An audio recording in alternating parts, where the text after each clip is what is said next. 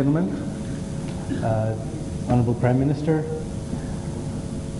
Honorable Dr. Hamadun Toure, distinguished guests, ladies and gentlemen, thank you very much for coming here today. I would like to make a small presentation on digital Bangladesh. This is a question that has been asked many times: what exactly is digital Bangladesh? Of course, today's focus is on telecommunications and how that relates.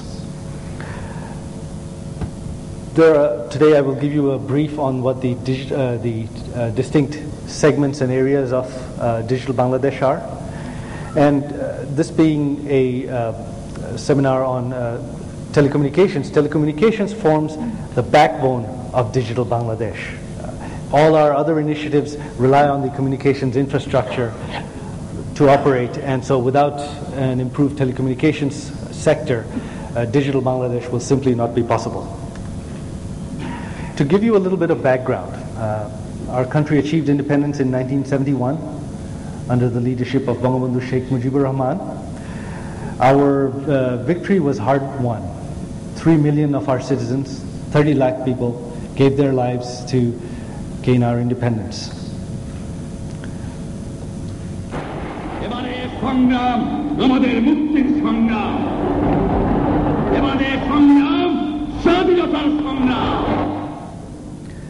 Bangabandhu had a dream, he had a vision to create a Sonar Bangla, a golden Bengal, where there would be prosperity, there would be no poverty, there would be no want for any of its citizens. Unfortunately, because of the coup of 1975 and subsequent military dictatorships, that dream remains unfulfilled until now.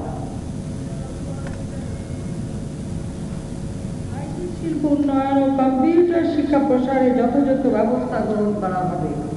2021 সালের মধ্যে digital Bangladesh গড়ে তোলা হবে।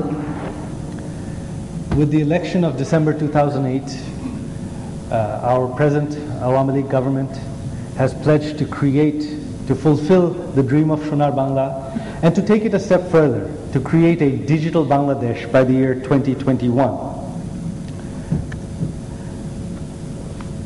What is digital Bangladesh?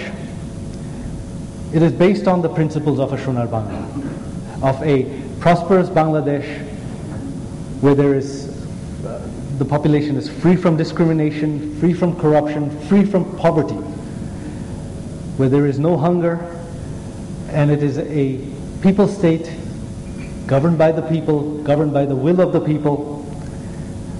And the digital component is that we will use technological advances now to achieve this prosperity. So what are the initiatives that have been taken so far for a digital Bangladesh? Now, most people consider digital Bangladesh to be a new initiative that we have taken prior to this election. The truth is, the concept of digital Bangladesh existed when the Awami League government first came to power from 1996 to 2001. That is when the IT task force headed by the Honorable Prime Minister was first created. Since coming back to power, since forming our government in 2009, this task force has been reconstituted. The task force comprises of all the key ministers. The finance minister, he controls the purse strings for everything, so sooner or later everyone has to go to him. The Ministry of Planning, as they are an integral part of any large-scale development here. The Ministry of Post and Telecom, once again, they form the backbone of digital Bangladesh. The Minister of Science and ICT, 5 secretaries and other members, including members of the IT business community, telecommunications companies, etc. There are 5 distinct areas of digital Bangladesh. When people think of digital Bangladesh, the one that they think of most is what we call e-governance. This is the government services. So for example, the machine-readable passport project. We have pilot projects to digitize land records, electronic enrollment in schools and universities. All textbooks are now available online. So these are just examples of e-governance services that the government can provide. This has, and I will expand on these in a little bit. The second area is IT education.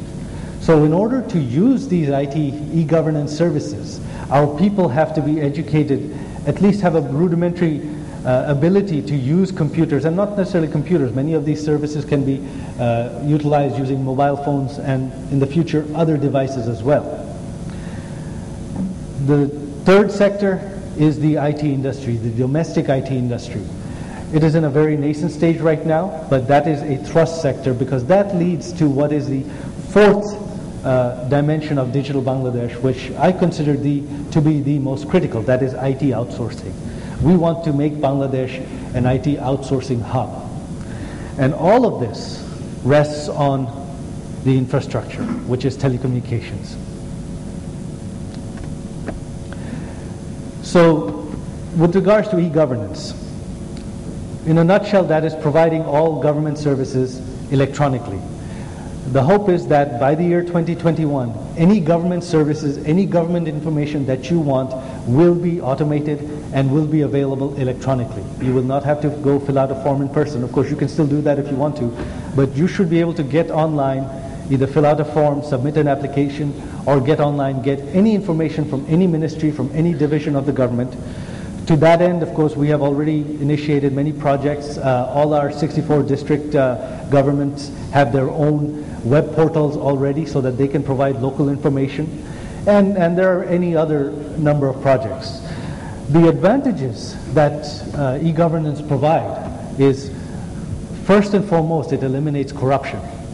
Once everything is automated, there is less scope for rent seeking, for extortion, and it also creates an electronic paper trail. That inhibits people from trying to be corrupt, because if they are corrupt, that there will automatically be records of what they have done. Eventually we're going to have all government procurement, all tenders, everything online. You submit your bids online, evaluations are, results are posted online, everything is visible and transparent. It also, the second big advantage of e-governance is that it improves the efficiency of government services. Presently, it can take days, weeks, sometimes even months simply to get an application processed through the government. Once the machine-readable passport project is completed, you will be able to get a passport in a matter of days, if not hours. With regards to IT education, our government has taken several initiatives. The first is a goal of providing computers at every school in this country. That is a very big goal and it requires a lot of funds, but we have already started wherever each ministry can. In some areas, the Ministry of ICT provides the computers. Some areas, Ministry of Post and Telecom, Ministry of Education, whoever has the funds, whoever can, we are already providing computers and building small computer labs in schools throughout the country. We have started building computer centers at every union in the country. Already 100 have been built. The target for this year is to build 1,000. And I believe the target is to have a union center in all 8,000 unions by the year 2013.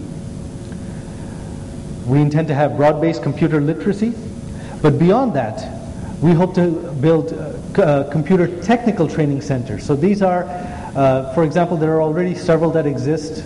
These are high-end vocational training centers. There are centers that exist to provide training in Oracle database systems, in Microsoft systems, specialized training which is directly applicable to the job market for the IT industry. So next we have